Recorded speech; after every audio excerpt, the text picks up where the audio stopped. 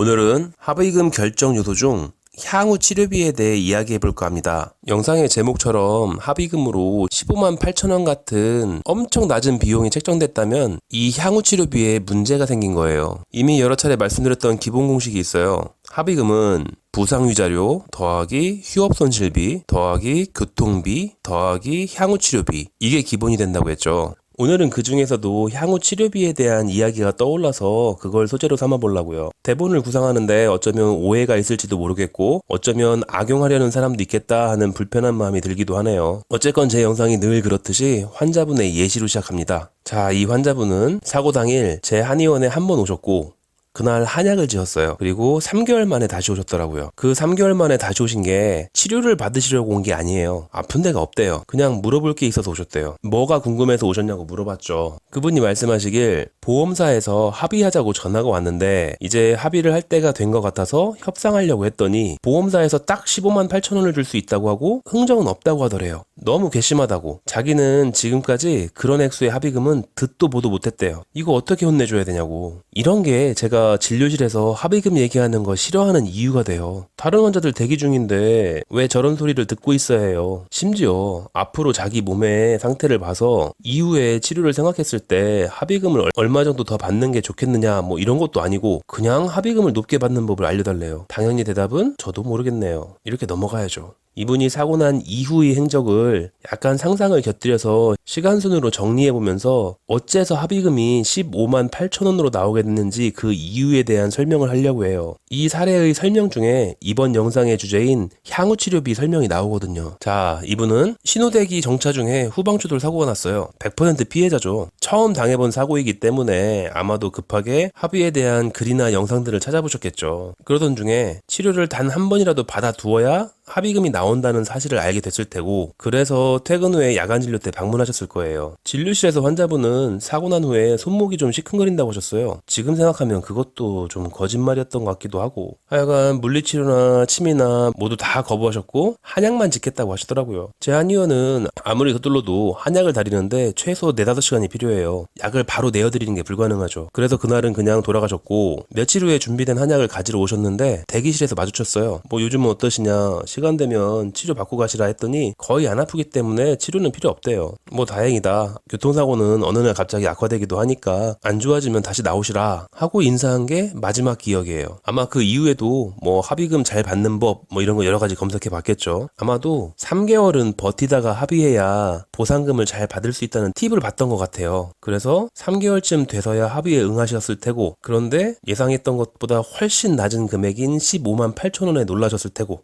이게 이래서 앞뒤 사정을 잘 알아둬야 되는데 그냥 요약본이라고 무조건 3개월만 외웠다가 3개월이 지나서 합의를 생각했으니 다 이유가 있어요. 입장을 바꿔서 보험사라고 생각해보죠. 제가 뭐 보험사 내부자가 아니니까 정확한 그분들의 입장은 알 수는 없지만 그냥 상상은 할 수 있어요. 보험사 담당자가 봤을 때 이 환자는 사고 첫날에 치료 기록이 있어요. 제 한의원에 왔잖아요. 그 환자의 치료 기록은 제가 보내는 게 아니에요. 심사평가원에서 자동적으로 보험사에 알려줘요. 저 환자 지난달 아니면은 지난주 어느 병원에서 이러이러한 치료를 몇 회 받았다. 이렇게 다 알려줘요. 그런데 이분은 첫날 이외에 진료 기록이 존재하지 않죠. 이렇게 첫날 이외에 진료 기록이 존재하지 않는 분들은 임신이나 해외 출장 그거 아니면 거의 다 안 아픈 사람이에요. 바빠서? 아무리 바빠도 한의원 들러서 부항 한번 하는데 3분이면 끝나요. 설마 아픈데 그 정도 시간도 투자 못하고 살까요? 심지어 처음 방문한 제 한의원은 본인의 집인 신부동 근처에 있고 야간 진료를 하는 한의원이거든요. 시간이 없어서 못 나온다는 건 말이 안 되는 걸 뻔히 알아요. 그 피해자의 치료 기록이 보험사로 들어오지 않았으니까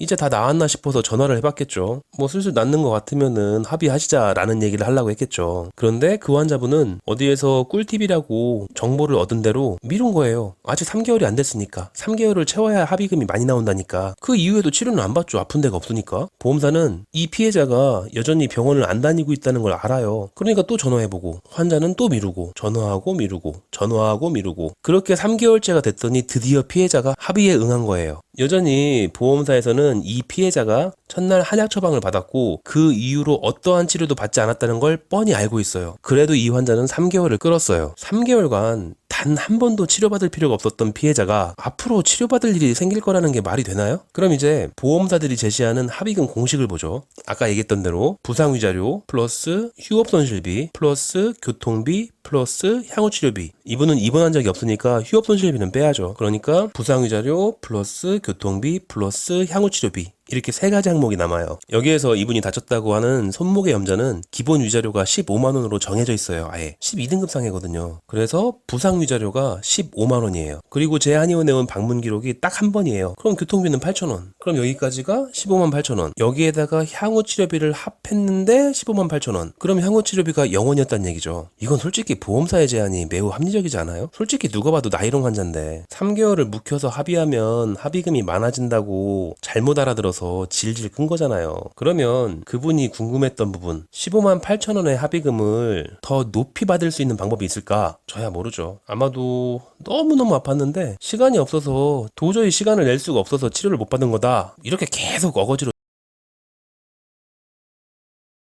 보험사 담당자가 아유 아프시다고 하니까 지금이라도 치료 더 받고 나서 그 다음에 합의하시죠 이러면 어떡할 거예요. 사실은 아프지도 않은데 그걸 치료받을 수는 없잖아요. 멀쩡한 손목에 침 맞고 물리치료 받게요? 합의금 얼마나 더 받으려고? 아프긴 한데 치료받을 시간이 여전히 없으니까 침은 못 맞아도 일단 향후치료비는 달라고 한번 우겨봐? 그런데 보험사에서 치료받을 시간이 없으시다고요? 그러면 치료비 쓸 시간도 없으시잖아요. 그럼 어떡해요? 그럼 보험사에서는 굉장히 합리적인 제안을 할 수 있죠. 그럼 지금 합의하지 마시고 치료받을 수 있는 지불보증서를 계속 유지할 테니까 시간 되는 대로 치료받으세요. 이렇게 나와버리면 또 역시 멀쩡한 손목에 치료를 받아야 된다는 얘기가 되잖아요. 협상 방법이 잘 안 떠오르죠. 제가 듣기로는 딱 한 가지 방법이 있긴 해요. 막무가내로 진상 피면서 보험사 담당자가 이 피해자 때문에 도저히 피곤해서 못 살겠다 싶을 정도로 계속 전화하고 돈 달라고 하고 전화하고 돈 달라고 하고 그러면 얼마 더 주긴 한대요. 얼마나 더 줄지는 모르지만 늘 하는 얘기지만 글이나 영상으로 뭔가를 합의에 대해서 배우려면 좀 꼼꼼하게 여러 가지를 좀 보셔야 돼요. 그래서 제가 가끔씩 다른 유튜버들이 올린 합의금 많이 받는 법이라는 영상을 해석하는 영상도 종종 만드는 거고요. 그리고 안 아프면 대충 합의하세요. 다 해놓고 보니까 제 영상을 처음 보시는 분이 이걸 보면 보험사 끈앞풀로 착각할 수도 있겠네요. 제 한의원은 보험사하고 굉장히 사이가 안 좋아요.